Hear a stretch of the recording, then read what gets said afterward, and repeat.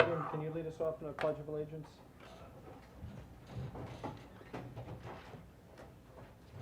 I pledge allegiance to the flag of the United States of America and to the republic for which it stands, one nation under God, indivisible, with liberty and justice for all. So we'll just do something out of order. Judy, come on up. Bob, come on up, because this is pretty exciting stuff, and then we're going to have you come up. It's going to take 2 seconds. So we've been working on this a while, and Judy, I just want to give you the opportunity to talk about our potential Alzheimer's daycare program. We recently acquired that new building, what was the daycare over in Stotsky Park. We call it the TAG building now, Together All Generations. And we were approached by an outside agency for explaining the need there is in the town to have a social model adult daycare. We had one years ago, and there's nothing in the area, and there's a great need for it. So we spoke with the supervisor. They came in and met with us, and we thought that we could do it using half that building during the day to offer it out as a they would oversee the social model adult daycare.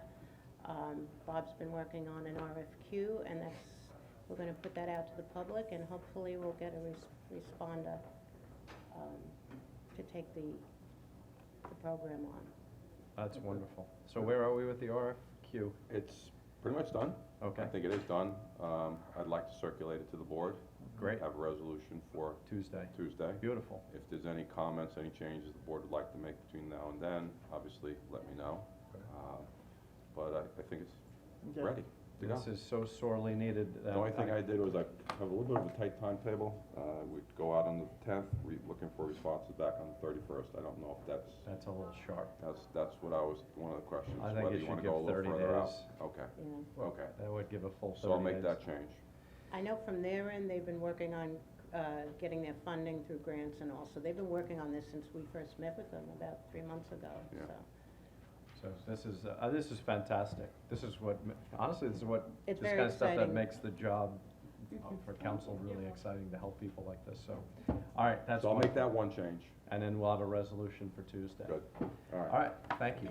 Thank you. So, I just want to announce too, Jill just gave me this, the bid, Downtown Riverhead bid has a new app, and you can click on this new app for the Business Improvement District. It'll show you downtown events, places to eat, historic downtown Riverhead, things to see in historic downtown Riverhead. And the app looks like this. If you don't have it, you should get it. Of course, I have to get it. But it's pretty cool that the bid was able to do this. Steve Schauger has taken the bid to just a whole new level. It's amazing. Ray Pickersgill took it from the ash heap of destruction and ran with it for a long time. And Steve Schauger has really just excelled. And this is the kind of stuff that is great. Larry, you got to turn that down. The feedback is not good. Diane is also doing a great job, and I know she's the techie behind a lot of it, so. It's a- I think they did Yeah. It's a free app. I have it downloaded, and this morning I got a reminder of what's going on. Is today. Mangano on it? Is he on it? Yeah, the funeral home. I don't know. I'm sure he supports it, though. No, just saying, funeral home. All right, so everybody get the app. A lot of good stuff happening in Riverhead. Mr. Panetta, come on up. I think this is a long overdue with your team.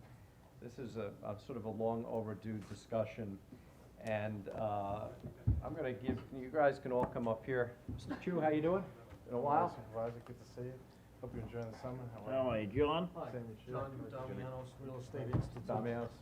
How are you, John? John Damianos. Look at this screen. Oh, my God. Yeah. My pleasure, Sam. Hi, Jody Giglio. Hi, nice to meet you. That must be Mitch Paley right there. I'll shake on the way, I'll. Dave?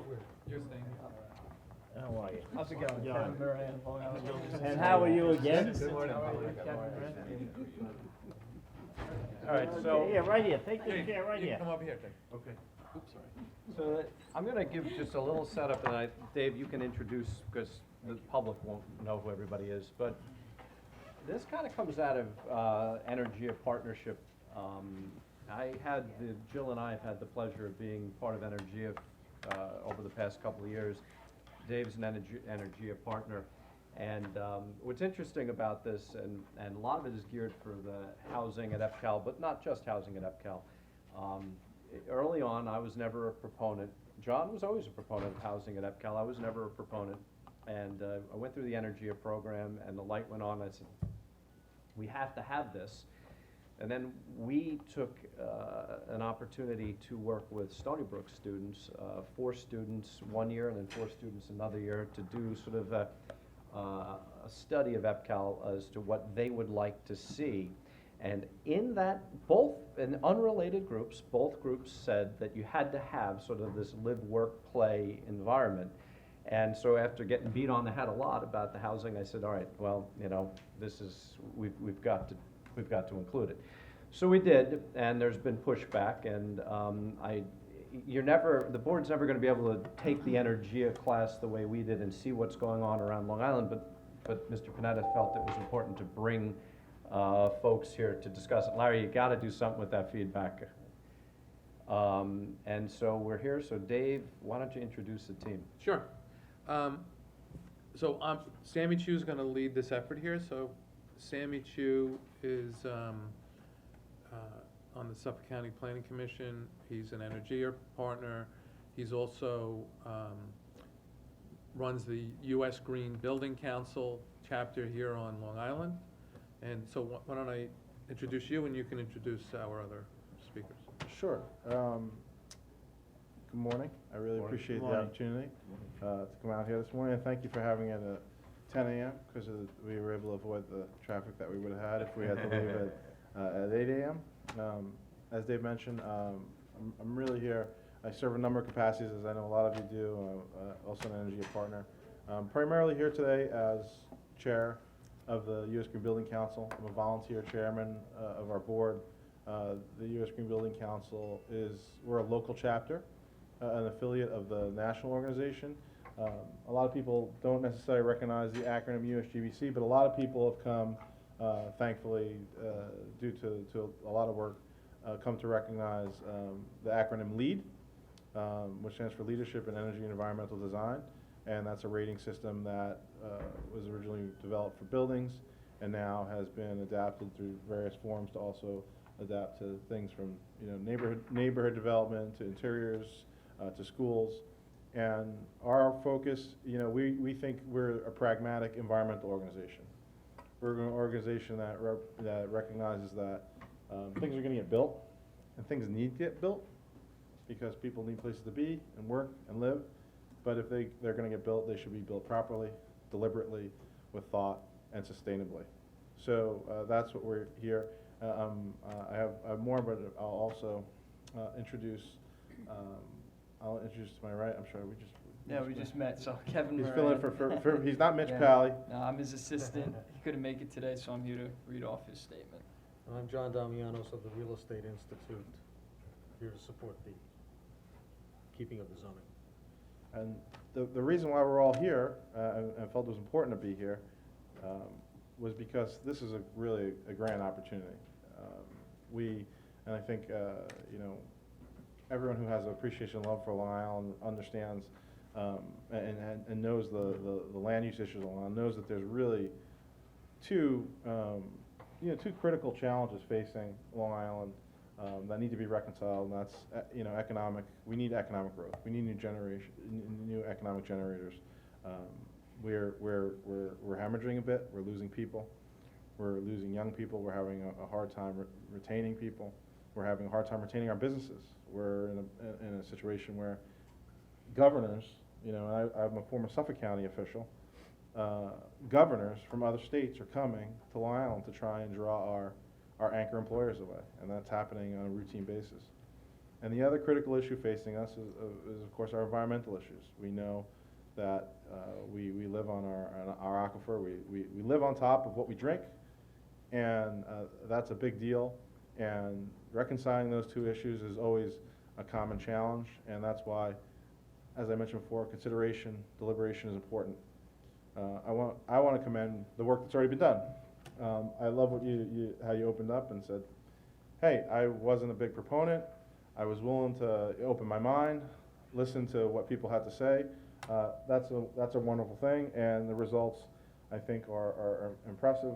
The overlay performance zone, and also the fact that you have sewage treatment plant, and with the, I think, the capacity and the intention to add to it if necessary, I think is a wonderful combination. So a lot of the groundwork's been done due to careful consideration by the body already. And you've created a good palette, and that's really what, and then the zoning process, and I'm familiar with the zoning process as a planning commissioner, that's what it's all about, creating a good palette, creating a good environment for good things to happen. And I would encourage you, as you make your decision for the housing component, to consider a couple things. One, you already consider it because even in the overlay zoning, it mentions retail and residential as supportive uses. And that's exactly true, that to support the type of development that I think we all hope is successful at EPCAL, you need, in 2017, you need those components. Around the country, this is the way things are being built, this is the way things are being developed. Young people, not just young, I shouldn't say not just young people, I find myself, I live close to a downtown, I live in Lindenhurst, I'm very excited about the downtown development that's pending in our place, so it'll attract more restaurants. People want to work, live, and play in an area. They don't want to have to travel far, they don't want to have to spend their existence in automobiles. I shouldn't say everyone, but a substantial enough portion that it really matters, and that's certainly the thinking of a lot of people. And conversely, on the flip side of that coin, employers understand that, and employers are going, we talk about cost, and we know that it's really hard for us to be competitive with the Virginias and the Floridas and the Carolinas when it comes to, we could go tax breaks, we can try and give them reduced energy costs. It's really hard for us to compete dollar for dollar for what they can offer, but that's not the entirety of their consideration. They understand that quality workforce and access to quality workforce and moving to a place where a workforce can be happy and enjoy the life that they want is a critical decision-making point, and they are very much considering that. So that's where residential comes in. It's not a ton of, it's really not a large amount of residential, but it's an important component of the project. And I think that in 2017, this is something that I think you'll be glad you did. It's zoning. You're creating a palette. This is not the end. We know that this is, development on Long Island's a multi-stage process. You still are going to see site plans, you're still going to have plenty of opportunity for public comment, but the zoning process lays the palette. And to stunt that palette or to limit it in a way that can really, that can really be a deterrent to potentially very large anchor employers, really, I think, would be a shame. And we understand it. I've been in public service for more than half my life now. I get the concerns. I talk to people. I'll relate it to my own experience. I live in Lindenhurst, about 5 blocks away from where there's a proposed, TriTech is proposing a 261 residential unit building, which is not much smaller than the entirety of the what this is zoned for. But that's downtown, residential. right? It is downtown. Okay. But I have conversations, and this shouldn't be a process where people are like this. That's why I love the way you started. This is a conversation. It's natural for people to be concerned. It's natural for people to have questions. It's natural for people to be worried about, if people like the way their existence is, it's natural for them to be cautious. But I think that's an opportunity. It's an opportunity to educate them with success stories other places. I think we've seen some of that here on the island, and certainly there are cases around the country. So I'm going to stop talking, but before I do, I will say we're not just here for, and the USGBC and myself and I know the rest of us, we're not just here to give you a salvo and give you our one-time advice. I know that that's a difficult process. We understand that requires conversations and cups of coffee with lots of different people, and sometimes drinks too.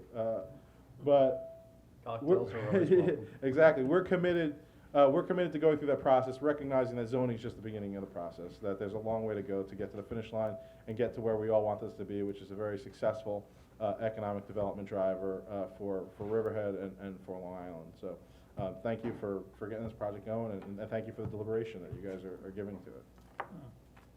Okay, so, did you guys want a question? No, let's have you guys make your presentation, Yeah. and Alright, let the sure. board ask questions, and then if you're okay, the public may have questions as well, so if you're okay with that. I can go, that's fine. So I'm gonna read off Mitch's statement. The Long Island Builders Institute, the largest residential trade association in New York State, wishes to express its continued support for the position that the zoning at the Enterprise Park in Calverton should continue to allow for up to 300 housing units directly connected to the industrial users at the park. In many cases, the connection between the ability to provide housing at the same location as other industrial uses is an essential need of those companies who are interested in locating their business. While we do not believe that wholesale housing should be a major focus of the development at Enterprise Park, we do believe that a small housing component connected in the manner to the employees of the industrial company locating at the park can be a major selling point in how the park is eventually developed. In many locations across Long Island, the old segregation of industrial, retail, and housing uses is breaking down, and uses are now being integrated at the same site to the benefit of all. With a limited number of housing units may or may not be in the final development plan for Enterprise Park, we do believe that eliminating the option completely is, we do not believe that eliminating the option completely is in the best interest of the town. We urge the town board to allow for the possible use of a portion of this property for housing connected to the industrial uses. Thank you very much for the consideration of our views. Thank you. You read that very well. Thanks. Mitch is a lawyer, he writes like a lawyer, it's a little complicated. Mr. Damianos, I know you are, I'll go ahead. I'm here on behalf of the Real Estate Institute of Stony Brook University College of Business, which promotes Long Island real estate. For over 40 years, the Institute has met the evolving needs of Long Island real estate professionals and the industry they serve. Capitalizing on its affiliation with the School of Business at Stony Brook University and the experience of its board of directors, the Institute serves as a respected spokesperson on contemporary real estate issues and as a resource for professional career development through symposia, white papers, luncheons, coursework, and social media. Equally important is its commitment to meeting the needs of entrants into the real estate community by providing hands-on training, meaningful internships, networking opportunities, scholarships, and future graduate programs. At the moment, the whole country is responding to a diversifying and stratification of living alternatives as a means to economic development, and Long Island is not alone in this endeavor. EPCAL allows for 9.8 million square feet of commercial development and 300 units of residential development, which represents only 2% of the project scope. To put things in perspective, 9.8 million square feet of commercial space will create conservatively 20,000 new jobs. oops, I knew you'd like to hear that. I know. Some of these employees will come from the Riverhead downtown, some will come from single-family homes, and we believe some should also come from the EPCAL site itself. We believe the 300 units will offer another housing alternative, and we support the current zoning. Thank you. So can you discuss, now Dave Panetta gave us some studies, or presented me, I didn't read it completely yet, but your Melville corridor study.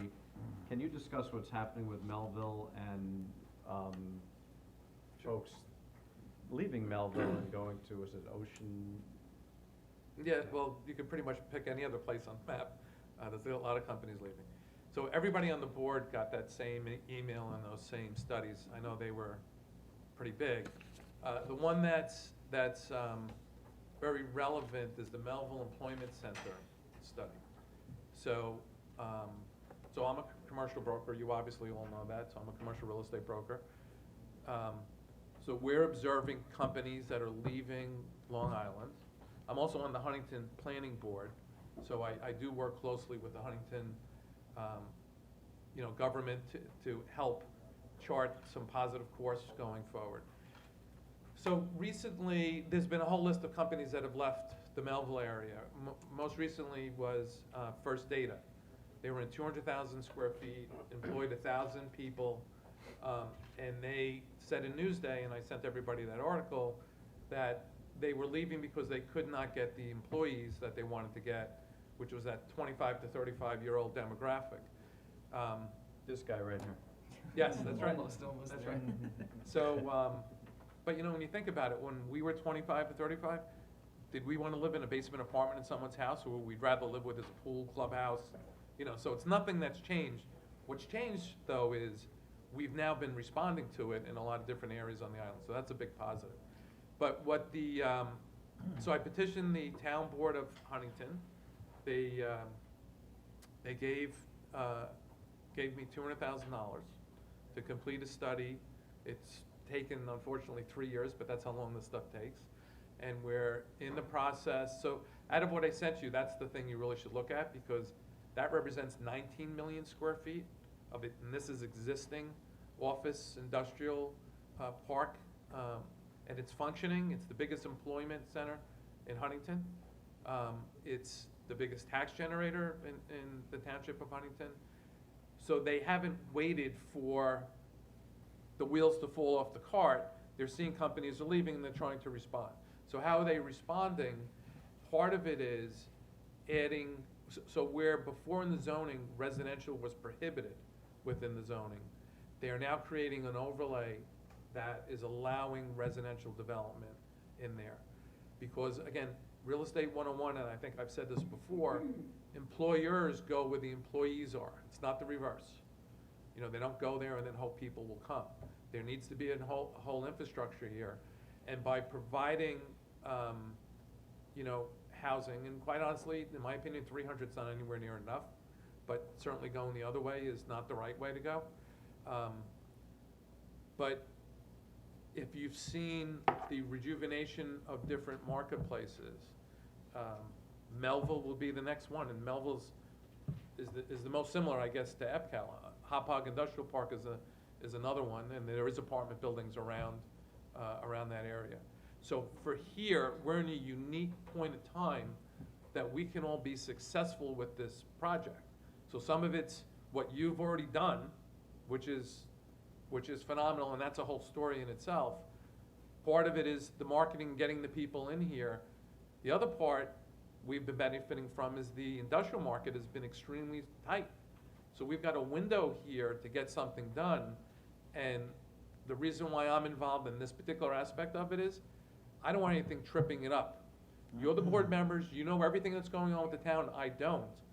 This process is just to educate you on some different viewpoints from different organizations on the island, not just my email to you, to stay the course to what you laid. You did something, I don't know if you even realize how great of what you did with the secret's done, the performance zoning.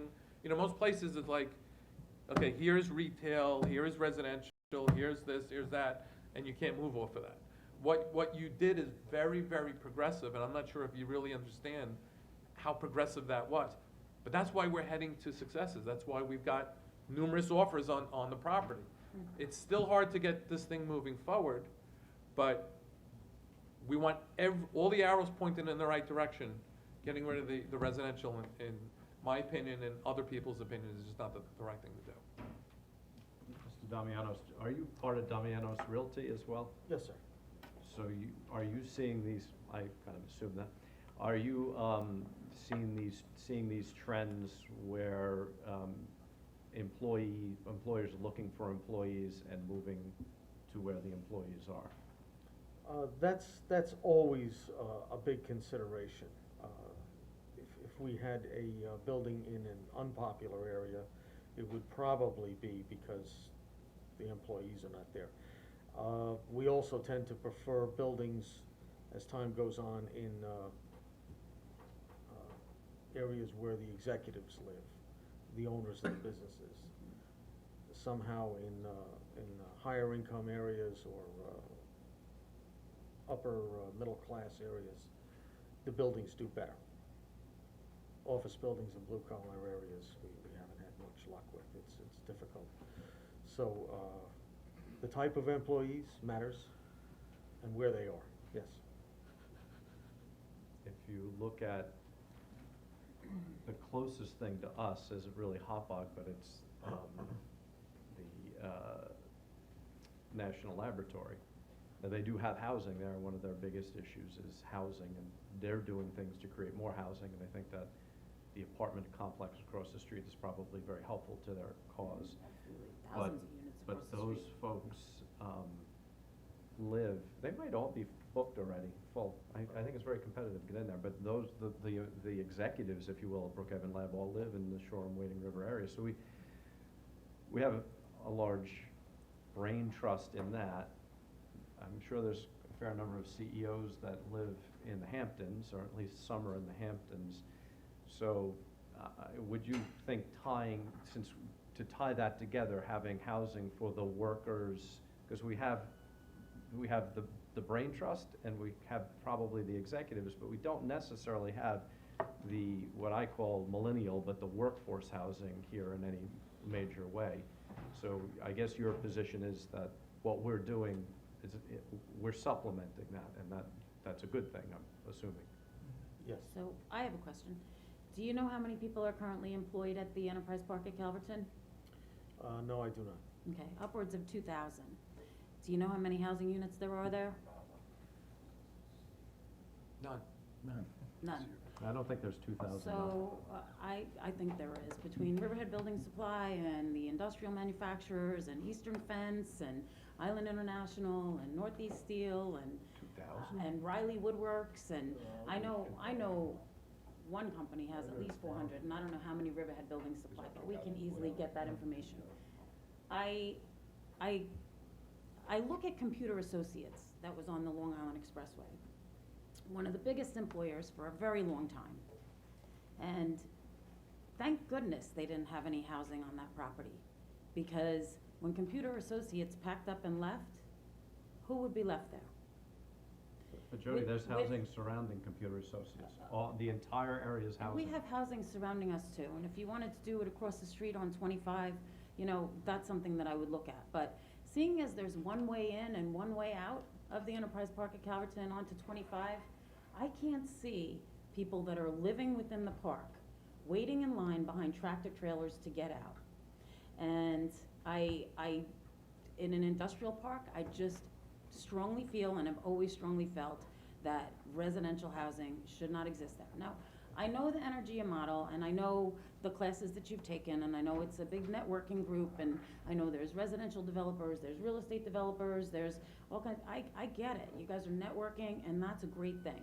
And That's not what it is at I all. think that, but wait a second, because 300 units at EPCAL, we're in the process of building, of applications coming in. There's 48 units being built downtown, there's another 117 being proposed, there's another 170 being proposed, there's maybe 75 existing. So when you talk about live, work, and play, with the minimal retail that is allowed on the EPCAL property, we're not saying restaurants and bars and nightlife. There's no live, work, and play like that that's being proposed in the Enterprise Park at Calverton. So we have upwards of 300 units right now with proposals into the town of Riverhead to build apartment units in downtown Riverhead. So to me, a downtown environment, such as you said you live in Lindenhurst and my son lives in Babylon Village, that's where they want to live. They want to live where they can go downstairs, have a beer, get a bite to eat, go to Extreme, whatever that, go to Salt, take a bath. float around for a while, go to the aquarium when friends come to visit, go to Blue Dock and pick up their bread in the morning. Like, I think that's where the workforce belongs. And I think that busing from downtown to the Enterprise Park at Calverton on a, regular basis, like in the morning at 8 o'clock in the morning when they have to be at work at 8:30, or, 12 o'clock in the afternoon, pick them up there, bring them back downtown if they have to grab something. I think that model works more than residential housing right smack in the middle of an industrial park where there's cranes being operated, there's noise, there's, Planes. all these other factors that come into play in an industrial park. And I have always felt that way. I voted no for the zoning because it included housing and retail. Is But there a Jody- question? 'Cause I Yeah, know- no, it is a I'm- question. It Let me- is. Can I answer that? Sure. Let me answer that. So I'm just gonna pull back on to Huntington. So who's got one of the greatest downtowns in Suffolk County? It's Huntington Village. But Melville is still losing employers. So we're fixing that by allowing the employees that we hope will go there to be able to locate there and to live there. It's like a transit-oriented development. So this thing that David Winselberg and I kind of coined is called employment-oriented district. So we Googled it, that's not used anywhere, so maybe we should trademark it or something, but so transit-oriented development is living within a quarter mile up to a half a mile of public transportation, of a train station. So we only have so many train stations here. There's no train station near Melville. So this is an employment-oriented district we're defining as a quarter of a mile to a half a mile from your employment. So instead of being at a train station and we're losing our brain power to Manhattan every day, we're keeping them here. So they want to be able to, if they in at work at 8:30, they want to walk out of the house at 8:15, as opposed to getting bused someplace. No one's busing, no one's valet parking. We've tried all those things in other areas as well. This is important to do. And look, we're not here to convince you. What we're here is to provide a different viewpoint and some facts that we have. And again, I maybe had 4 or 5 attachments to what I sent you. We're not like sitting here until you say yes. You know other things. You've spoken to other people that maybe we haven't spoken about. We're just giving a different perspective and different facts, and you guys still make the best decision that you possibly can make. I mean, that's all we're asking. And I just wanted the primary concerns you had, one, you mentioned traffic in and out. Mhm. If employees would have to, as it stands now, if you had no residential in the park, Which we don't. you'd have, everyone would have to get there and back every day. If you had residential inside, then that would change the traffic patterns, because you have employees that are staying within the park and not having to traverse the rest of the town through the downtown, for instance, in the high traffic times. And I would say to address that concern in developments, I think that's traffic is something that we hear about in every project on Long Island. And I like to, I travel around the country. I go to Austin, I go to San Francisco, I go even to Brooklyn, and the traffic's terrible. But there's cranes everywhere, and they can't build enough. And I think the bigger thing to fear here on Long Island is having no traffic at all. That's when we'll be in big trouble. But I understand nobody wants more traffic. So I'd say it's well within your rights when anything's proposed to command a traffic study and have that done. The other point you made about noise and whether or not it's appropriate, and I get that because I think about those things and I see a lot of different projects, but I think that's where developer risk comes in. So if someone buys the property and sees the value in it, they're going to make a risk against what the market wants, and they're going to put a lot of time and research into making sure they're making a good investment.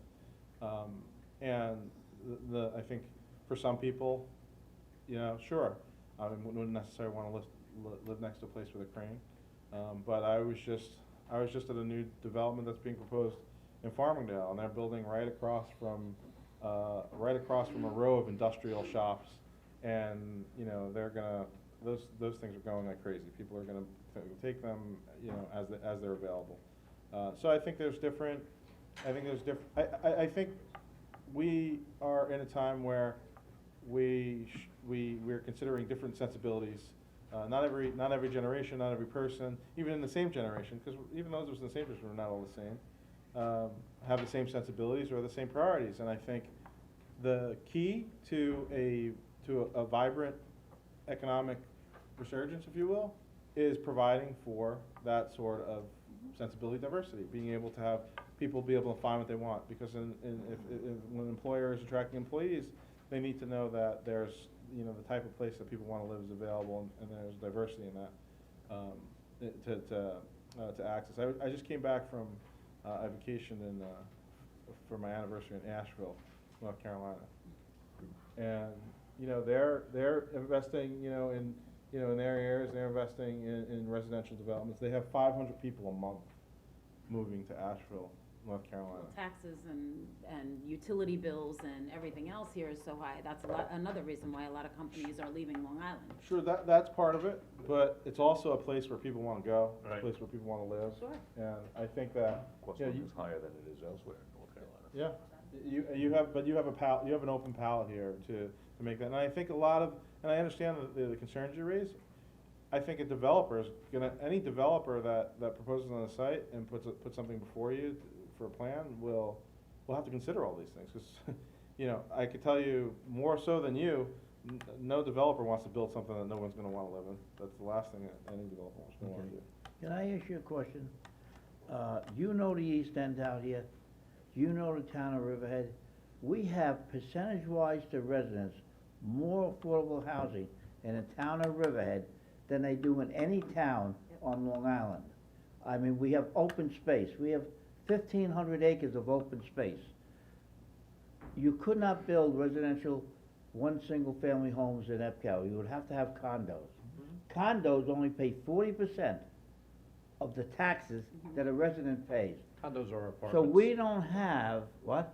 Are apartments. Yeah, or, we don't have the residential population out here to absorb that extra taxes that they have to pay for these affordable houses, for the condos, and for the open space that the people want out here. We are the home of the East End for workers. We are one of the poorest towns in New York State. Workers here work over in East Hampton, work over in Southampton, they come here to live. I just can't put any more condos that are not paying their fair taxes like a resident does, or John, nobody's. another affordable house. Now, they wanna build 130 tax-free affordable houses on Northville Turnpike.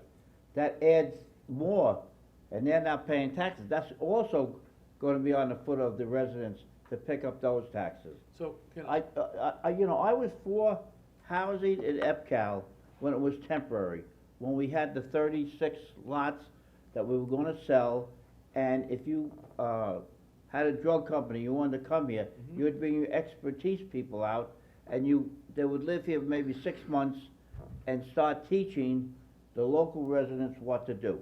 I was for that.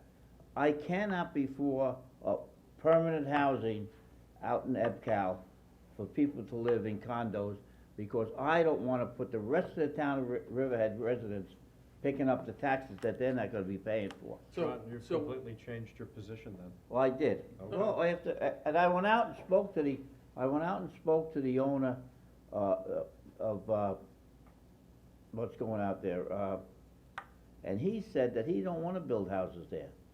He wants to buy houses in local areas. He said he's not a house builder. So he says he's not for those houses. What he wants it to do is stay in the deed, so if he sells it to somebody, it's in the deed, and those people then can build houses if they wanna build houses. Because he feels it makes. But the he property doesn't, more he valuable. doesn't want his house, he doesn't want houses there because it's aircraft, and he knows that houses are not supposed to be around where aircraft are flying and making noise, and, so I mean, so can I just can't see, if you drove out here, if you come out here and looked at this town, all the open space we have, that the residents are picking up because they want it, they're picking up all the taxes that the open space isn't paying for. The state just we have a new state park that's over 500 acres, that the taxpayers in the fire district have to pick up the taxes that they're not gonna be paying for. I mean, John, you gotta look at this as a taxpayer in the town of Riverhead. All right, Councilman, let me just say this. We're not rallying for affordable housing. He is. No, What did you say? That they shouldn't be living there? no, they should be living there, but you're assuming it's affordable. Market rate housing, tax them whatever the appropriate tax should be. We did a study, let Wait. me just, But Yeah. condos, you don't tax with the appropriate tax. These are Condos are connected different. units in State a law. building, and it's based on the rental value. The taxes that they pay are Right. based on the rental value, not the market value. So that's part of the problem. I agree with you that we should create some millennial housing, and I think that it's the obligation of the town board. If we have somebody that wants to come into EPCAL and wants to build, 1 million square feet, that's great. But I don't think that it belongs in the park. Maybe across the street on 25. I mean, look what happened. When Grumman was there, we had 3,000 employees. No one lived there. The Wading River Hotel across the street was for when people came in and wanted to visit the Grumman facility. And also the hotels that we have on West Main Street, which is, Greenway and all those. And now, since Grumman left, all of those like multi-unit buildings are, the county's putting, Section 8 housing in. so what you're doing though is you're creating the potential for jobs. So we're not saying, so if you said, we're not gonna develop EPCAL, we wouldn't be telling you here to put residential there. What we're trying to do is if you weren't gonna develop it as like commercial space, we wouldn't be saying add more residential. Well, I was involved in a study with SUNY Farmingdale, and they spoke to the 25 to 38, I think it was, about why are they living on Long Island, what would make them stay here. The first problem they had was not taxes, was not cost. The first problem they had is there's no fun place to live. So they're renting part of a single-family home. That's what I did when I got married. We rented part of a single-family home. When we decided to have a kid, we bought a house. I mean, that's kind of like what most people do. Now his wife lets him live in her house. But that's why we have all the housing units proposed for downtown. Well, So that they downtown, don't have to live in a basement. downtown is a great, Yeah. we're not saying that wasn't a great thing. That is a great thing. Look at Patchogue, look at Mineola, look at Huntington Station. Huntington Station is is an area that was blighted. You know what they're getting in rents, what Avalon's getting in rents there? A lot. Yeah, They look great. so they're getting more than if you bought a house. They're Yeah, building great, but I'm just saying, I don't think that it belongs in an industrial park. I think that maybe across the street where you could still walk from a building and you can create a whole Melrose Place environment across the street, that is a more ideal place for it, and those properties are zoned commercial across the street on the north side of 25. You could have somebody be creative and build a bridge that goes across 25 so that they don't have to cross traffic. There's- I just want to mention Listen. one thing about Brookhaven National Lab.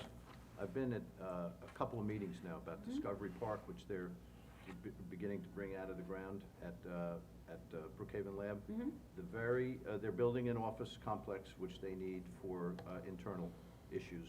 The very next project they're building on their own property with AVR building thousands of units across the street is residential housing for the workers and for the scientists and for the employees of Brookhaven Lab. They have such a need for it that they're building it on their own property. They're already scheduled to build it on their own property. And there really isn't gonna be the Melrose Place kind of a concept there, but there's a definite need for it. So let me say this, I do Understood. agree that, listen, if you're telling me it's gonna be across the street, so across the street is the same as the other side of the street. Yep. However, You can't though. but let me, That's all. but, Yeah. oh, it's my bad. All right, well, anyway, let's assume you could do that hypothetically. Yep. But right now, there's a piece of property we've been marketing, okay? If the current buyer doesn't go forward, we're back out to the marketplace. That's what I was. This buyer is not gonna control across the street. He's gonna only control what he's buying, which is the EPCAL site. So he wants to assure and control what happens where and that can go there. He can't rely on what he doesn't control on the outside to be able to make that happen. Understood, and back to the BNL. The housing units at BNL, there's a check-in gate where you have to show a pass in order to get onto the This is property, gonna be outside the gate, outside the gate. outside the gate. So how are they gonna ensure that the people that are living in those units actually work at Brookhaven Okay. National Lab? That's gonna be a management issue, you know. Well, but that's what I'm saying, how are we gonna figure out who's living in these units? I think if. I care, because the whole idea and premise for it is that It's a good you're point, isn't it? providing worker housing Well- for the needs of the developers. And if there's no way to enforce it and the developer or the business picks up and goes, you're still gonna have people living there. I think, if I could So just sorry. say one thing, I'm hearing the bantering back and forth with everybody's opinion. I think the whole idea behind the small housing component originally, and I could be wrong, was more for marketability. More looking at the trends that are happening not only on the East End, but nationally, where these type of big developments are marrying different types of uses to make it more marketable, make it more desirable, to bring in a whole host of different types of developers and investors that might wanna come into that area. I think that's why the zoning was put in place, to have all those multifaceted. So, if this particular developer that's there now doesn't go through, and I don't think he wants housing, but that's really up to him, it's gonna go back on the market. And I think for us to lose any marketability on that property is probably very short-sighted. Yes, that's what I'm afraid of. I just wanna address a couple, I wanna get to a couple of points that, on the tax issue that you mentioned. I do come here quite a bit, I'll confess, we come here, we're here for a lot of reasons, us up islanders come here, it's for the aquarium, right? So, I've spent many days out here in Riverhead, and then, we pass through, of course, our pumpkin picking, and so we do come out here as a family, and, You're part of that traffic problem, okay? I apologize. No, happy to have you. But we enjoy the town, and every time I come here, I'm more and more impressed. Every time I come here, I see the downtown, and I'm impressed by it, and say, wow, this is a place. 10 years ago, I never would've drove down here and said, hey, this is a place I'd like to live when I retire. Because I've told my wife, hey, I wanna retire to a downtown, I don't want a backyard anymore. And, but now, every time I come here, more and more, I would say, hey, this is beautiful. And I would say, and I'm not saying this to challenge you, but I'm sure you don't regret the development you're doing, because it's gorgeous, and I think it's wonderful, and it's a great asset for the town. And has the same, those are the same taxable rates that you would have in any other development, of that nature. And I also want to tell you a quick story about the, Sandy recovery. I remember, I was overseeing the county on behalf of New York State was overseeing the buyouts of all the properties that were really underwater and couldn't be really properly recaptured, so we were offering buyouts, those that were adjacent to public lands that could be repurposed for parks. And I remember they told us we were in charge, but of course, we like to work with our local municipalities, so we had all the villages, of the South Shore villages and towns, the supervisors and mayors come in, and the first 4 or 5 all had the same concerns. They were pointing at the properties and they were counting in their heads, oh, well, if I'm gonna lose that much on the tax roll, and they were adding it up. And then we had a mayor, Mayor Pontieri come in, and he came in, and we're showing him the properties, no less than the other places. And I asked a question, because it had come up so many times in the other meetings, Mayor, are you worried about losing that tax base? And, I wish I could have videotaped it, because this is really the story of solving our taxation issues, a part of it. He said, no, we have so much new tax base coming in from all the development that's relatively not significant. He used more colorful language, but I'm not gonna repeat it verbatim. He's a great guy. So I think this development is, it's not a downtown development, but it's similar to that, in that this isn't about displacement. This isn't about taking residents and employers from one place in Riverhead and bringing them to another place. This is about attracting new. This is about bringing in new businesses, new employees. I am a proponent for affordable housing. That's not how this is written, and that's not what we're here to propose today. I would say that this is an opportunity to, raise your median income in the town, to raise your tax base, to really create growth. And I think that's, I don't think you're thinking about this shouldn't be thinking about people moving from here to there within the town of Riverhead. It's about new people coming and new employers. On young people that are away at school right now, hopefully have an opportunity to come back here. And I hate to be long-winded, but I want to again strike on your other point of, and I get it, you're a council, I know the time you put in, you ran for office and you serve because you care and you want what's best for the town. And I know, and I understand that tendency, but in terms of the people that will live there and whether they want to live there and whether it's appropriate for them to live there, I still have to say I think that is where the developer comes in. These are folks that are gonna invest a lot of money in these properties. They're gonna invest, developing Long Island is anything but cheap and anything but expeditious. And they invest a lot of time into making sure that they're gonna get their money back. So I would think that there is an opportunity to not only let the developers through the proposals really have that say, because this is zoning. Zoning doesn't say it has to be built there. Zoning doesn't say it will be built there. Zoning says it could be built there. So I think giving the opportunity for the developers to really come up with something and propose something that you're gonna have, I mean, you guys are gonna have multiple cracks at. You know, this is Long Island, we have more process than people, right? So you're gonna see this again, you're gonna have an opportunity to say whether you like it or not. I think it's maybe worth an opportunity for you to see. You know, I understand you don't see it now. I get it. You don't see it. You don't believe in it. But I think that maybe it's an opportunity for a developer to put some time into showing you what could be. I think that's certainly a worthwhile exercise and could pay very substantial dividends for the town. Mr. Damianos, can I ask you a question? Yes. I guess you or your family own real estate holdings. Yes, sir. If you were looking to develop in a place like EPCAL, how would the housing component that we have affect your decision? If we took it out versus left it in, would that affect your decision if you saw the need, and could you maybe touch on that? I see it as an alternative. I'm not saying I'm sure there are pros and cons to exciting downtown living. I won't go into them one way or the other, but it offers an alternative, which if left in the zoning, may happen, it may not happen.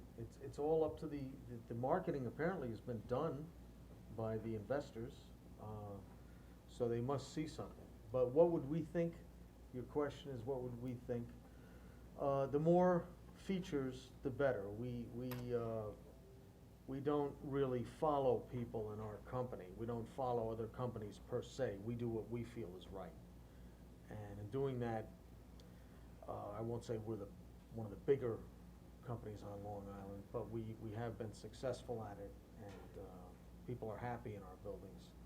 The more we can offer, the better, even if it's unused. So it could be more of an amenity, I guess, having Yes. that. We don't turn down amenities. Well, you said the word, you said your company does what you think is right, Yes, sir. and that's what we have to do. Yeah. We have to do what we think is right for the taxpayers of this town. So that's where we are. And All right, but does the board have any other questions? Because if not, I'd like to make a statement Yeah. since everybody else kind of has.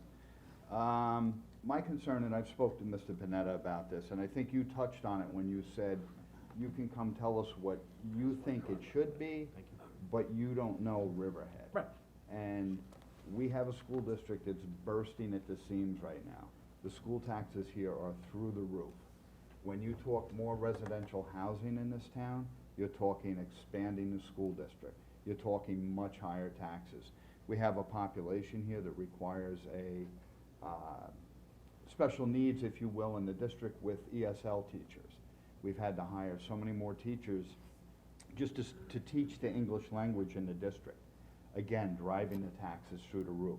Residential really doesn't bring anything great to us in terms of taxes. It really costs us money because the services that are used for residences cost the town, operating costs to police, ambulance, fire, sanitation, the whole kit and caboodle. So to put, number one, to put residential on an industrial commercial property defeats the purpose of putting industrial and commercial property up there, because if they want to work 24/7 in a manufacturing plant, and they're pounding and banging and making all kinds of noise. The last thing that should be anywhere near that is residential. It's the wrong place for it. If we have airplanes coming in and landing as say a cargo port, not as an airport, but as a cargo port, again, who wants to live next to 2 active runways? You know, the noise is gonna be incredible, the complaints are gonna call the police and say, hey, they're working at 2 o'clock in the morning, I can't sleep. I don't want any of that.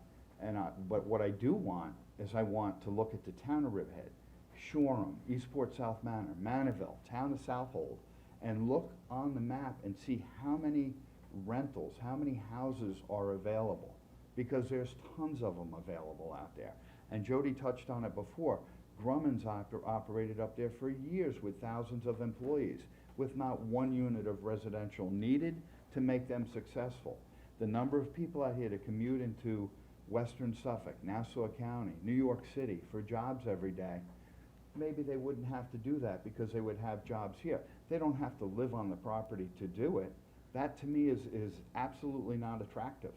There's a lot of reasons for, in my mind, for housing not to be on the EPCAL property. And I understand what you're saying about nationwide and what the trend is and everything else. Trends don't always fit into every piece of the puzzle, and I think Riverhead is a little bit different puzzle than some of the places that you're referring to. And those are my reasons that I don't think housing should, nor would I support housing at the EPCAL Sure, property. no, listen, I appreciate that, and so let me close, if I can close with this. Well, can you point, because there's a couple things in here that, No, I'm gonna address that. yeah, Okay. because the workforce housing, the number of students it generates is so, maybe. Yeah, well, that's one point. So, so who would live here? Similar people to live Islip, MacArthur Airport, or, you know, JFK, or I don't know how much Gabreski gets used. I mean, there's people that live in airports. It's not like they're vacant, you know, the airports. If we take Jody's example and say we build a housing across the street, how does that change the impact of the school, whether it's on the property? Right, yeah, I didn't say that. Okay, I agree with that. No, but I'm saying, Right. so Tim, here's the other thing. We're saying 9.8 million square feet. Do you think there's not gonna be any more families coming out here, even going to the homes that are vacant or available? You're going to impact the school. That's another topic. If you want to be able to sell EPCAL, there needs to be employees. And the only thing we're saying is this.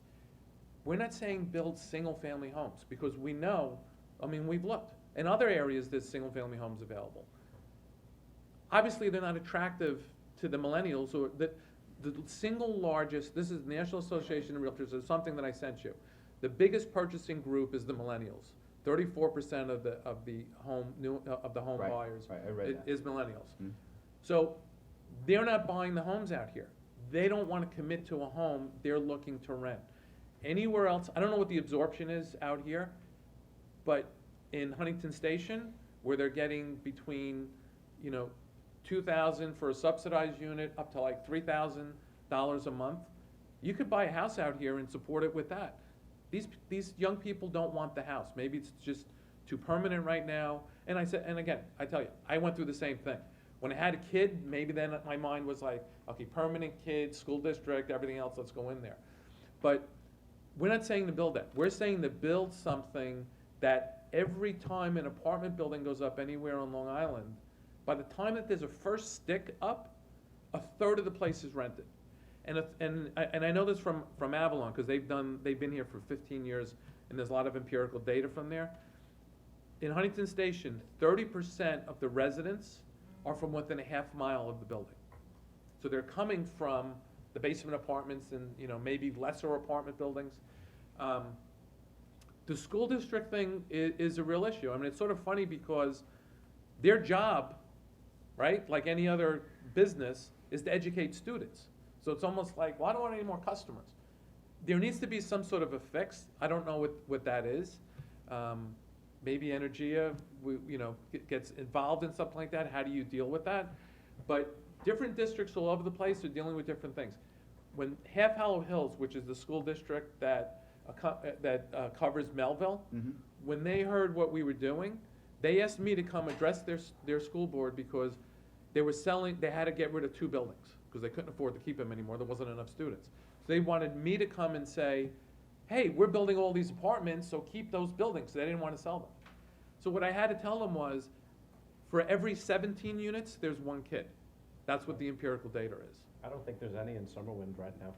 You know, so the. But our units are also 350 to 600 square feet. So once you get into the smaller units, it's not 2 and 3 conducive bedroom to a apartments, sure. family of Well, 3 well, or then, 4. then, listen, what we're trying to target is the employees, that employers that will come here will use. So even if the aeronautics company comes in, there's gonna be other companies that are supporting, whether it's, you know, making, Supply you know, chain glass or solar panels or whatever it is, you know, carbon fiber. They're gonna wanna know that they have employees here. So this is most important. If the current deal doesn't go forward and we're back out to the market, a developer's gonna wanna know that they can control part of, and again, 300 units is like 2% of the thing. It's not a lot. The school district, I'm willing to sit down and to go through that and to see how we could kind of figure that out.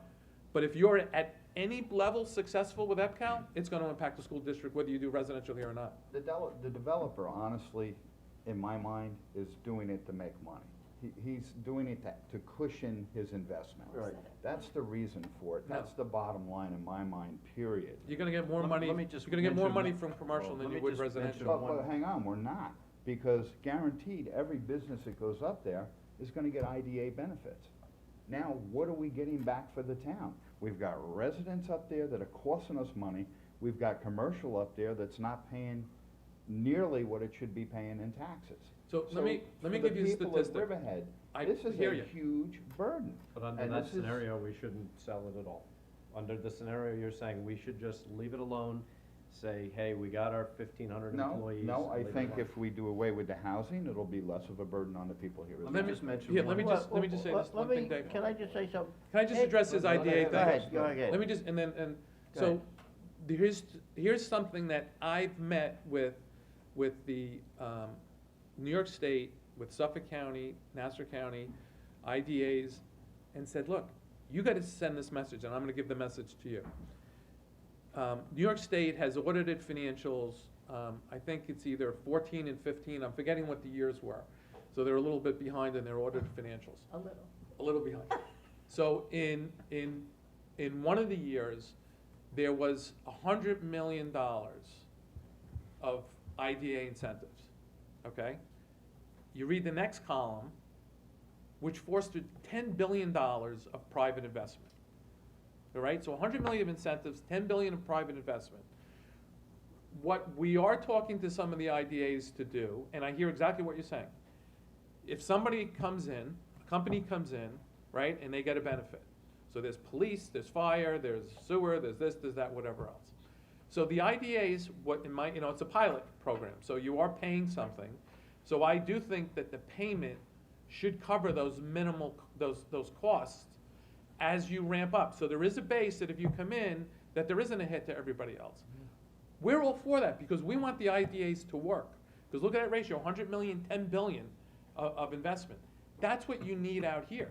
You need that 10 billion investment, and you're willing to give and incentivize someone to come in and do that. But yes, it shouldn't be at the expense of other, life safety services. So the school district, part of what we do, and let's get back to Energia for a second. So I'm involved in this thing called the Speakers Bureau. So I'm doing this here. I know all of you now for 2 years. We've been involved in this project, so I've got a vested interest in this. But I sit down with town boards all over the place and talk about issues that are happening within the community that affect the whole region. All right, I'm trying to be a good steward too. So again, everything that you're saying is a concern.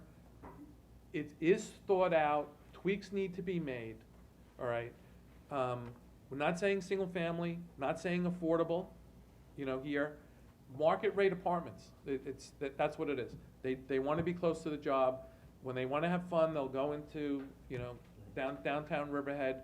There'll be people from downtown Riverhead working here. There'll be people filling in some of those homes that are for sale, single family, Because now there's, listen, Hop Hog is 11 million square feet. There's 50,000 employees. So Mr. Damiano says 20,000 number for 9.8 million square feet it is conservative, as he said. So if you got that happening here, I can't believe how phenomenal that is for the east end of Long Island or for Long Island, forgetting about for Riverhead, but it is gonna impact things. Dave and I Yeah, but- routinely talk to companies for the EPCAL property, and we partner on a lot of other properties on Long Island. We routinely talk to industrial companies. The very first thing they tell us is the size of the building or the size of the property they want. The number two issue is, where is it in relation to our employment base? And in talking to companies over the last 2 years to come to EPCAL, we've heard it over and over again. Well, the employees are over here, and the property that you're marketing to us is here. So that's a problem for us. Well, that may be true, but market rate apartments are great for the developer. It's no good for the tax base. Why? Because Make- I'm make the saying, they only pay 40% of what a residential house pays, because they're a commercial establishment. Well, I don't think. They're based on the rentals, they're not based on, we got homes up here. 10 years ago, they said, we're not gonna build any houses for young people, because the school taxes are too high. Correct. Let's go to senior citizens, because they're not gonna have kids. All along Middle Road, they built senior citizen communities, Beautiful. all right? All right? Beautiful to see. Houses are worth $300,000, $400,000, $500,000, these condos Big that numbers, they yeah. have, right? People come out here and they're saying, boy, our taxes are low. We were paying 18,000 up west, we're only paying 6,000 out here. Right. Of course you're only paying 6,000, you're paying half of what I'm paying, right? Because I'm supporting these right. houses. Now we don't know what to do with the seniors. John, can we That was bring it back? Because So, I was the gonna, taxpayers That is was the what. master plan. Huh? That was all part of master plan. So, Yeah. so how Schools many, are paying kids that. per, you get a regular home, three-bedroom home, how many kids? 2 kids? No, yeah, 2.5 kids per Okay. per so- house. So 2.5 kids. 17 apartments for 1 kid. So you've gotta take the taxes of 17 apartments, actually more, cause it's 2.5. You're gonna take 34 apartments, I'm not that good with adding the half. Almost 40 apartments of the taxes versus the single-family home taxes. That's how you have to look at it. But look, if there's the way your tax, which you guys put together, needs to be adjusted, then you adjust it. That's not what look, now we're dealing school district taxes. These are all things that need to be adjusted, and if you're making a major change, probably you need to look at all those things. yeah, but nobody's suggesting that this is a 300 unit housing development in a vacuum. The only way this is gonna be developed is if you have a critical By mass special of permit economic to, development, do big business. companies that are coming here. It's only as an incentive to those companies. No one's proposing Marketing tool. a Exactly residential right. Yeah, development. this isn't gonna be the first The one, but- economic development has to come first, then the residential, just as an accoutrement to it. Okay, And just so you know, we capped our study at 10 million square feet, but 10,000 employees and at 5,000 car trip hours. Major things have to happen with the Right, so it'll never go DOT beyond that. infrastructure. And the only way we even got through the impact statement, the only way, was by putting housing in EPCAL. Really, Because 300 units. if you hadn't put that housing in EPCAL, we wouldn't even have gotten to the 5,000. Because of more traffic. Because of the traffic. All right, I want to, we have to just kind of end this relatively quickly, but would you take a question or two from the public if they're interested? Sure. Only the friendly ones. All right. We're not elected like you. Does anybody have a question from Well, the the public campaign for our speeches going on here. speakers? All right, well, I don't see anybody. No, okay. All right, John McAuliffe from the Coalition Against EPCAL Housing. Mr. Panetta, you said earlier in your presentation that 300 units were not nearly enough.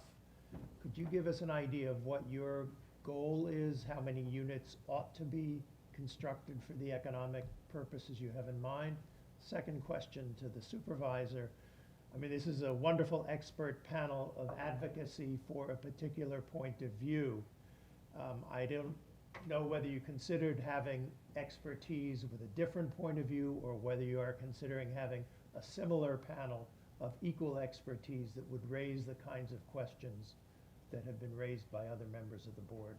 So I'll answer that by saying, if there was a panel of experts on no housing, no workforce housing on Long Island,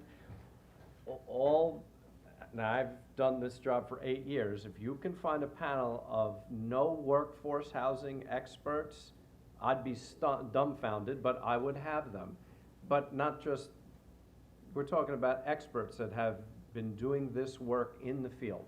So if you can find a panel of no expert workforce housing, we can always open it up. We got Shape 30,000 the of them. question in a particular way, but I'm sure there are experts that could raise in highly technical terms the same questions that your fellow members of the board have raised. If you mind, So I'm just asking, will you give? I just an answered the equal question. No, you phrased it in a very narrow way. Answered the question, sir. there- And Mr. We have Chewett, Mr. Panetta's answer. Mr. Chew- I'd actually like to Yeah. help the supervisor out on that question. Actually, I could say, I began with saying, I think we're the pragmatic environmental organization. There actually are those advocates who are expert in their craft, who do advocate for no development at all, and that's I could point to Dick Gamper and some of the open space activists, and I think that would be the closest thing to what you're describing, and, but I don't think that that particular group is applicable here, one, because it's not like there's workforce housing is gonna go somewhere, it's not, you're just, the exception here, I think, is deciding whether or not you want it on that particular site. And also the access to, sewage treatment is critical, and I think really, checks a really important box in whether or not it's desirable to have, development. So I would say there are no workforce, no development, no folks, and that's the environmental community, but I think this checks all those boxes. Mr. Panett? Yes, okay. So, like I mentioned before, I serve on the Huntington Planning Board, so I was on a public meeting last night. So I'm dealing with the public frequently, and I live in a neighborhood too. So anytime that there's any change, whether it truly is a benefit, or it's detrimental, or whatever it is, it's change. If someone offered me twice as much money to go work someplace else, it's a change, it causes stress. And again, we're here not to convince anybody anything. We're here telling our opinions, and we are experts in this field, and as we've told in a number of different areas, and projects that are similar to this, we're trying to educate, because if we're all on the same page with the same facts, then we think we could come to a very agreeable solution. The problem is when you have people that are in different pockets that aren't using the information that's available out there, that you don't have the same information. So 300 units, any of the residential jobs that are going up, 261 in Farmingdale, Lindenhurst, that's something that's an, infill development. Here we've got something where you don't have the infrastructure for the magnitude of what they want here. And look, no one's building 10 million square feet over the next year, over the next 5 years, probably not even over the next 10 years. So this is gonna be a 20-year process to get this thing ramped up. All we're saying is this, so I'm charged, with my company and Dave Madigan, to sell this to a developer that's going to develop it. So it's not just sell it, it's to do it so that there is a tax base, so there are jobs, and there's a economic benefit here. So that's what we're trying to do. So I'm just seeing this by removing a component that it will hinder our ability going forward. If we need to go forward and go back out to the marketplace, it's gonna be a problem. So how many units? The 300 units, I think Mr. Damiano said, is about 2% of what the whole commercial thing, that could be built there, the commercial space. So that seems like a very low percentage. But to answer your question, as expertly as I've been saying the other stuff, I haven't really looked into that data to be able to say, it's 500 units, it's 2,000 units. I haven't looked at it, because we'd have to look at the other stock that's available in the marketplace, what it is, look at the downtown, single-family homes. You're saying that there's a lot of vacancy in the single-family homes. All of that would come into play on how many units should be here. But if there's a decision today anything that happens still has to go in front of this board, whether it's a building, whether it's residential, commercial, whatever it is with the sewer. They still have the ability to mold it as it goes forward. This is just trying to get this thing off the ground. And as I was saying before, we've got an alignment with the property, and we also have an alignment with the economy. Economy's doing well, money is still cheap, even though interest rates are starting to go up. The market, industrial market, is very, very tight. This is the tightest, I've been doing this 30 years. This is the tightest it's been in 30 years. I have, well, it's an extremely tight market. I saw in the paper a couple of weeks ago that Wolcott, Heartland Town Center. Yeah, I don't wanna talk about that. All right, Heartland Town Center, who's going forward with a development. They got approval to go forward on their first phase, which was retail, housing, and office. All right? Had that included industrial, that would have put a pretty big blow on our ability to market this property. Because now you've got over at exit 51 or whatever it is over there, 53, an ability to put industrial. He's got a big piece. He's got 450 acres. It's close to what you can develop here, which is 600 and something acres. The thing here is to get momentum moving forward and get this thing going. Once it goes, just look at all the other structural benefits you have here. You've got the Hamptons, you've got the North Fork. There's a lot of things that are out here. If you're getting the core of business and you start getting young people here, that's what you want going on here. We're just trying to get it to go. We haven't gotten it to go yet. We got all the maybes, we got the zoning, we got this, we got that. We're not even telling them to change the zoning. We're asking them just keep the zoning that you've already done. I hope that answered your question. All right. I think we Somewhere gotta- in there had an answer. I just want to mention one part. The specific question that you asked was about Dave's belief that we're going to need more units. It would be a mistake, I think, for us to say that if there is a need for more units, it shouldn't be at EPCAL. That's what we're saying. It should not be at EPCAL. We're just advocating the 300 units that are in the zoning today. No one's advocating putting more units at No, he EPCAL. said specifically for FPAL, that Yes. it was not nearly enough. Yeah, All right, that's what let's- we need That to he was clarify. talking Yeah, okay, about we- FPAL, not We've been another at this a long question out time, there. so one more question. Catherine Kent? I just wanted to say, Mr. Panetta, with all due respect, I have to question who the economic benefits are really for. Because, as Mr. Hubbard mentioned, this would overburden our schools, which are already busting at the seams. And we are already paying ridiculous taxes. So I have to question whether it is truly an economic benefit to us.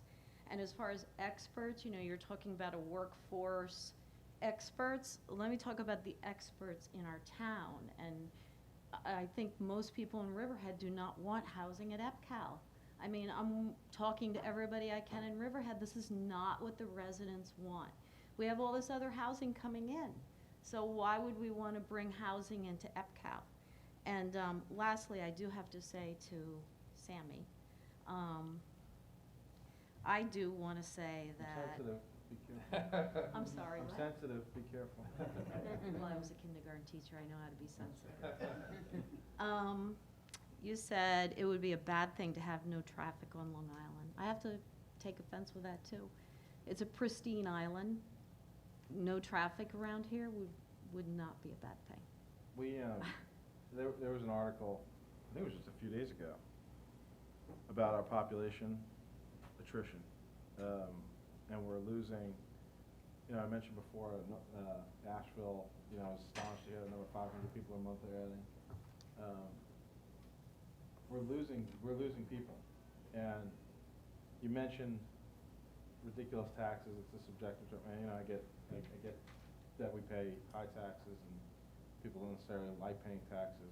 You know, we won't get into the issue of services you get back for it, but people moving, people leaving, only decreases the tax base. So when I say no traffic, I know it's a cute way of saying it, but, you know, to say it in a less extreme way, for every resident we lose, for every person or family of the population goes down, that's a burden for your fire districts, your policing districts, your schools, that everyone that's still here has to pick up.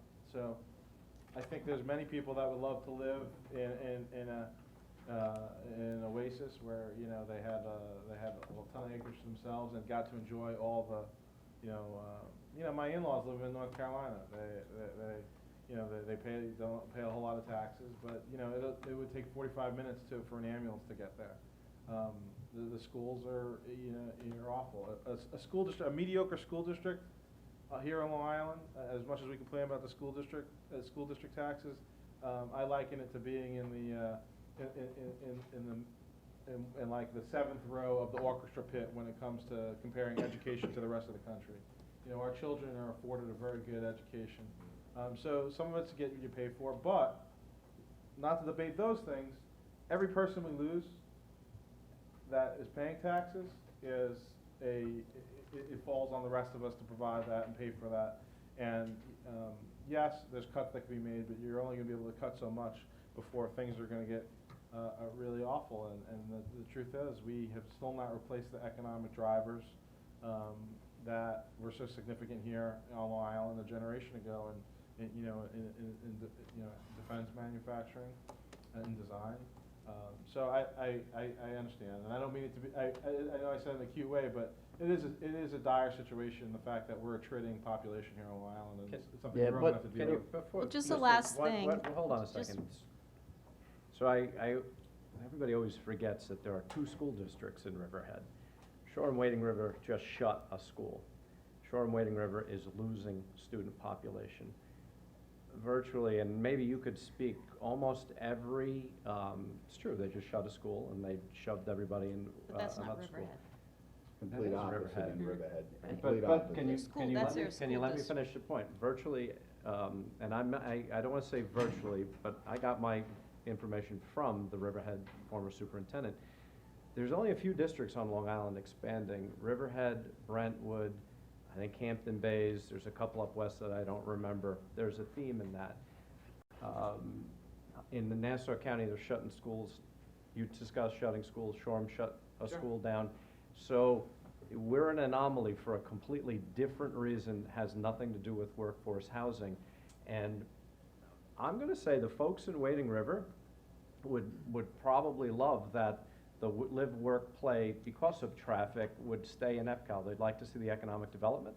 I think that if the folks kind of just stayed in EPCAL and didn't necessarily venture out to add traffic to our roads, I, as a Wading River resident, would think that would be just Jim dandy. But you can't talk about Riverhead without discussing why our population is increasing substantially, and you have to tie it back to the other school districts that are losing and closing schools. And I don't know if anybody has other experience with the rest of this Long Island is losing schools. So let me just say this, so what we do, and I said we do this with other boards on other topics that affect Long Island. The best thing, and this is from me personally, and I'm sure they would agree, I want you to hear what we have to say, and I want you to talk to other people and get the opposite opinion, and we're here to expose you to our viewpoint, okay? We're involved a lot of period of time, and with a lot of different people. There are other people as well. Once you have all the information, and you make a decision, I'm happy with your decision.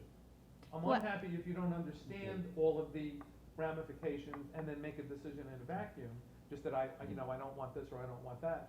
But if you hear us and you're still against it, then I'm totally with you. You have No, the right to I'm make all a about decision. listening, and that's a good point. I mean, I am always open to listening, but I'm also passionate about my town. And I think that we sell ourselves short by thinking we have to take anything and we have to put housing at EPCAL when we don't want it. This is not what we want in our town. Riverhead is going to be on the upswing. There's not a lot of areas left on Long Island to develop, and Riverhead has space. So Riverhead's on the upswing. We don't have to be willing to just take anything. That's just something. Thank you for Okay. that. Yes, to say. Can I All right, we need to wrap it up, guys, because we've got Richard one. People are leaving Long Island, the young people, because taxes are too high. We have to keep That's not- taxes that's down, not that's what true. they say, we can't live here, not- taxes nothing are to do too with high. taxes. So It's not first, young, you know, I would say. let me just get this yeah, in. So different in First respect to Data leaving, It's yeah. not- was going to Long Island City. It's jobs. That's not cheaper rent. It's like double the rent that it was in Melville, and that's not cheaper to live No, we're than saying, it is we're here. saying taxes, we're saying rentals. I'm talking Well, in taxes are rental- too high. in rental, they're paying That's why more. the young people are leaving, because they Jobs. can't afford the taxes. No, they're leaving because But they I know don't. how you feel. It's jobs. What's, Retirees are leaving, Okay. for Retirees taxes, are- yeah, but young people are leaving because Well, there's just more fun places to be, there's no other really good way to put it. it's you know? nice to be if you can afford to pay the taxes out here. So Supervisor and Yes. Town Board, we really appreciate, Thank and, you. and the No, no, amount of no, no, time no, that no, you've no. given us. Well, it's been wonderful. We're gonna take a break, because now Richard Wines has to set up Yeah, Bill and I, something, right? so we'll take a 5-minute break, and thank you, everybody, for coming out. Thank you so much. Thank you very much, I appreciate it.